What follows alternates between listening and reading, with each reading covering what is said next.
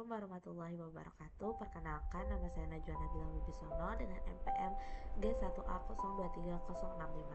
Di video kali ini saya akan menjelaskan terkait tugas praktikum proyek pemrograman web yang ketiga mengenai pembuatan halaman HTML untuk to-do list. Baiklah, langsung saja. Di sini pertama ketika membuka halaman HTML ini terdapat halaman home yang memuat tanggal, lalu kategori-kategori dari to-do list tersebut dan juga icon untuk menambahkan to-do list. Ketika kita memencet icon ini akan terdapat seperti shadow di belakang icon dan juga terdapat perubahan warna. Lalu ketika kita klik icon tersebut akan berpindah ke halaman selanjutnya. Di halaman ini kita dapat menambahkan taks kita. Pertama, di sini kita bisa memasukkan tugas atau to-do list yang akan kita lakukan. Misalnya di sini kita akan memasukkan namanya ini, lalu kita bisa memasukkan tanggal. Di sini pertama kita memasukkan bulannya terlebih dahulu. Kita juga bisa memilih dari sini. Lalu kita bisa mengetikkan jamnya.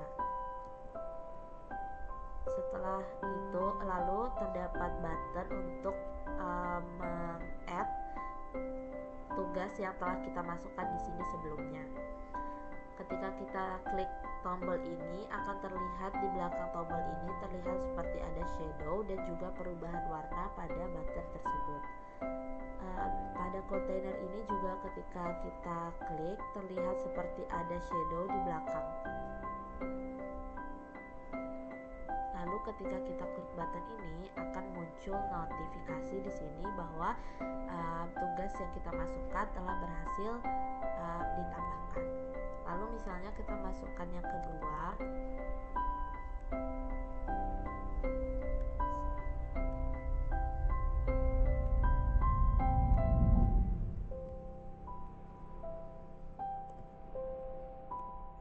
Jamnya.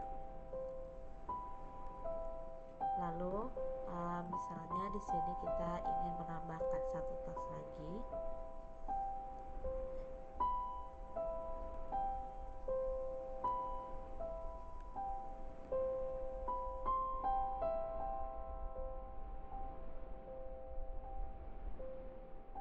Lalu kita bisa kembali ke halaman home tadi dengan menekan tombol di sini, tombol back di sini.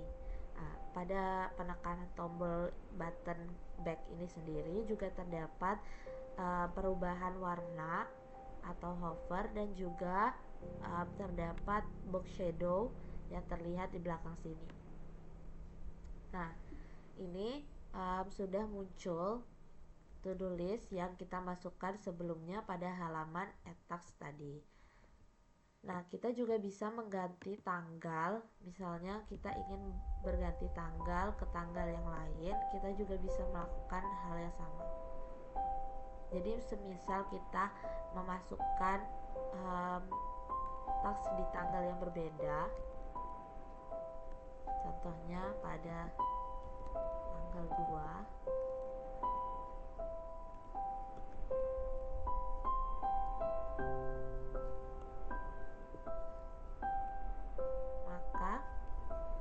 di sini otomatis nanti akan muncul ketika kita merubah tanggal ke tanggal 2. Nah, to-do list yang kita masukkan tadi akan ada dan muncul di sini. Lalu ketika pada bagian ini kita juga bisa merubah kategori dari to-do list yang sudah kita masukkan. Misalnya kita sudah menjalankan to-do list ini di mana sudah in progress, maka kita bisa mengubah kategorinya menjadi in progress. Dan jika sudah selesai, kita bisa memilih kategori complicated dan completed, lalu nantinya akan muncul notifikasi pada bagian kanan atas bahwa statusnya sudah diupdate. Di sini terdapat juga icon untuk mengupdate dan juga menghapus to-do list ini. Di sini ketika kita mengklik icon ini, maka akan muncul notifikasi di atas dan kita bisa mengubah nama dari task ini. Misalnya di sini kita ubah menjadi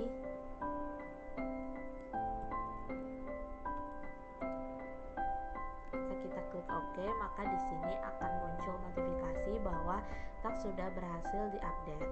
Lalu kita juga bisa menghapus task dengan mengklik icon sampah ini, di mana nantinya akan muncul notifikasi, dan ketika kita klik OK, maka akan muncul lagi notifikasi bahwa task tersebut sudah berhasil dihapus. Lalu di sini juga pada setiap button update dan juga button delete, ketika kita klik akan terdapat perubahan warna pada hover button. Baiklah, langsung saja di sini kita akan membahas membahas kode dari pembuatan halaman ini. Di sini pertama terdapat folder image yang di dalamnya terdapat icon-icon yang digunakan di dalam halaman web ini. Pertama terdapat halaman index HTML. Halaman index HTML itu adalah halaman utama di sini. Di sini akan dilinkkan ke style CSS untuk memberikan gaya atau layout dari halaman ini. Lalu di sini pada body terdapat div class container, yaitu kontainer bagian ini yang paling besar, yang di dalamnya terdapat pertama di headernya terdapat tag H1 atau header 1. Di sini bertuliskan today's activities. Lalu terdapat button on click untuk add task, di mana buttonnya itu berasal dari image, yaitu yang berasal dari folder yang sudah saya masukkan sebelumnya dengan kelas add task image. Penambahan kelas di sini digunakan untuk memudahkan dalam pengeditan style di CSS nantinya, dan juga pada scriptnya nanti. Lalu terdapat section class task filter, di mana akan memfilter by date. Ini mengatur bagian ini, di mana inputnya nanti berupa date dan ID-nya berupa filter date. Lalu section berikutnya merupakan kelas task kategoris, yaitu bagian to do, in progress, dan juga completed. Ini menggunakan header 3 di dalam kelas setiap kelasnya. Di kelas task column, task column to do, task column in progress, dan completed menggunakan header 3 untuk judul utamanya. Lalu menggunakan tag all untuk setiap bagian inputan yang dimasukkan nantinya. Misalnya di bagian ini menggunakan tag all. Lalu selanjutnya masuk ke div ID notification. Di sini digunakan untuk menampilkan notifikasi pada halaman ini, dan juga dilinkkan dengan kode script yang sudah dibuat sebelumnya, yaitu script.js. Lalu selanjutnya adalah kode untuk halaman add task HTML. Jadi untuk halaman ini masih sama seperti sebelumnya, akan dihubungkan ke halaman style CSS untuk mengatur layout dan juga gaya dari halaman ini. Di sini pada body terdapat div class container, ini pada bagian kontainer kotak utama, yang di dalamnya terdapat header yang bertagkan H1, header 1, yang bertuliskan atau berjudul add new task. Lalu terdapat button on click, itu untuk mengatur button back di sebelah kanan atas. Jadi karena button ini akan diletakkan di header, maka kode button diletakkan di dalam sini untuk mengaturnya agar button ini berada di atas, berada pada bagian atas kontainer. Lalu selanjutnya terdapat form, itu mengatur form di sini, di mana labelnya terdapat task name, lalu inputnya berupa teks, lalu input task date ini berupa type-nya berupa date, dan juga task time inputnya berupa type-nya berupa time. Lalu terdapat button submit yang bertuliskan add task untuk menyimpan inputan yang sudah dimasukkan. Lalu terdapat div ID notification ketika task berhasil ditambahkan. Jadi ini akan berjalan nantinya ketika task sudah ditambahkan. Lalu kode ini juga dihubungkan dengan script yang sudah dibuat agar dapat memunculkan notifikasi-notifikasi dan juga penyimpanan data. Lalu selanjutnya kita masuk ke kode style CSS. Di sini lumayan panjang. Pada kode ini mengatur mulai dari font, background, dan lain-lain.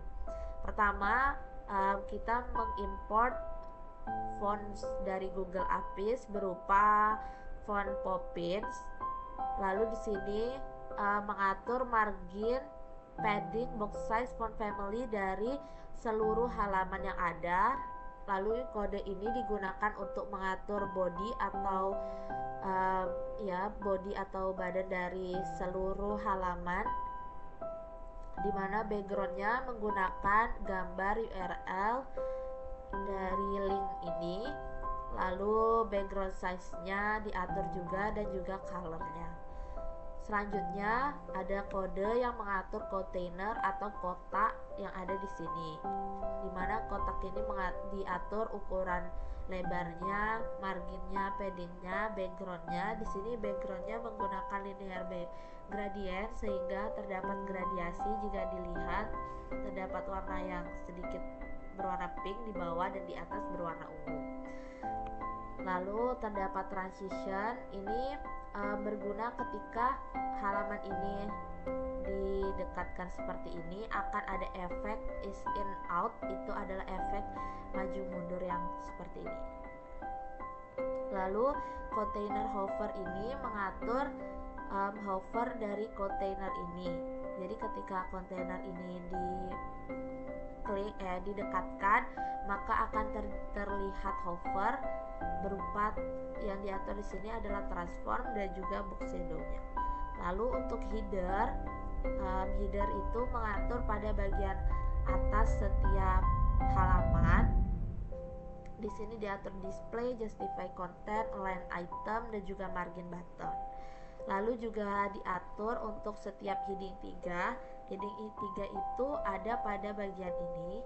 Jadi ini diatur posisi teksnya, font size-nya, color-nya, dan juga font weight-nya. Lalu kode ini digunakan untuk mengatur seluruh button yang ada di dalam halaman ini, mulai dari button update, delete, add, maupun button add task dan juga back di sini. Jadi di sini terlihat bahwa button ini menggunakan background warna seperti ini. Lalu button hover digunakan untuk mengatur kondisi button ketika button akan diklik. Jadi adanya perubahan warna, lalu munculnya box shadow, dan juga transformasi diatur pada bagian ini. Lalu untuk filter container ini mengatur filter dari container ini sendiri. Ini juga masih mengatur filter dari container ini. Lalu untuk task container itu mengatur pada bagian task di dalam sini, mulai dari task container ini yang berwarna putih ini, lalu task kolom dari setiap baris ini. Lalu juga mengatur ul ini mengatur bagian order bagian list di sini. Lalu ini juga mengatur tampilan list di sini nantinya. Lalu li hover ini mengatur ketika list ini disentuh oleh kursor maka terdapat perubahan warna background. Lalu task content mengatur besaran ukuran dari konten-konten yang ada di sini, mulai dari to do, in progress, completed, status select. Ini mengatur bagian ini, bagian status.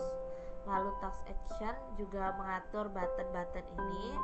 Lalu edit button dan delete button juga diatur di sini untuk backgroundnya, bordernya, kursor, dan lain-lain. Lalu ini juga mengatur hover button ketika diklik.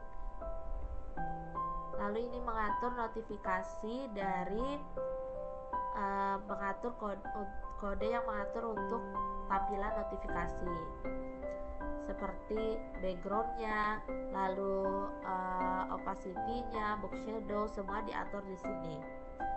Lalu notification show, transformnya, opacity-nya berapa, lalu untuk notifikasi error, notifikasi warning, notifikasi icon, semua diatur di sini.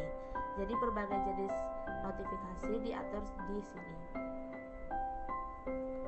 Ini mengatur untuk halaman add task tadi, mengatur form yang ada di dalam. Lalu ini mengatur bagian input, select, text area, ukuran-ukurannya, lalu box shadow-nya, background color-nya. Ini juga sama, mengatur form tadi, mengatur border color dan lain-lainnya. Lalu ini juga masih sama, ini mengatur button yang ada di dalam task form tadi. Ini mengatur hovernya. Lalu ini mengatur task image, ini bagian ini, dua image yang ditambahkan ini, dan juga button image ini untuk membuat button ini berfungsi sebagai pointer dan terbaca sebagai button. Lalu terakhir kita masuk ke script.js. Di sini terdapat kode pertama add event listener untuk mengatur dokumen to do list, in progress, completed, filter date, dan notification pada bagian awal ini. Lalu mengatur fungsi menampilkan notifikasi dan message-nya. Lalu set timeout untuk mengatur berapa lama waktu notifikasi itu muncul. Lalu function render task ini berfungsi untuk membaca date filter yang ada di sini. Nah, misalnya nanti kita sudah memasukkan data di situ, maka akan terbaca dan tersimpan. Lalu filter task for each task index ini berfungsi untuk mengatur opsi to do, in progress, perubahan-perubahan ini tadi diatur pada bagian ini. Lalu pada bagian ini mengatur select button, mengatur button edit dan juga button delete. Ini juga mengatur ketika task yang dipilih to do maka akan memasukkan ke bagian to do, lalu in progress juga begitu, dan juga completed juga begitu. Lalu function ini berguna untuk mengatur status ketika sudah dipilih, ya, status dari tugas ketika dipilih maka akan memunculkan notifikasi task status updated. Lalu ini mengatur notifikasi ketika edit button dipilih, maka ketika edit sudah berhasil dilakukan akan memunculkan notifikasi dan disimpan di local storage. Lalu ini untuk delete button, mengatur notifikasinya, lalu local storage-nya, dan yang lain-lain. Ini untuk task form, untuk menyimpan data ketika sudah diinputkan pada bagian task form tadi. Ini juga masih mengatur kode yang sama untuk mengatur bagian task form ini tadi agar tersimpan dan terbaca di bagian home. Jadi sekian penjelasan dari saya, lebih dan kurang saya ucapkan mohon maaf. Saya akhiri presentasi saya kali ini. Wabillahi taufiq wal hidayah. Wassalamualaikum warahmatullahi wabarakatuh.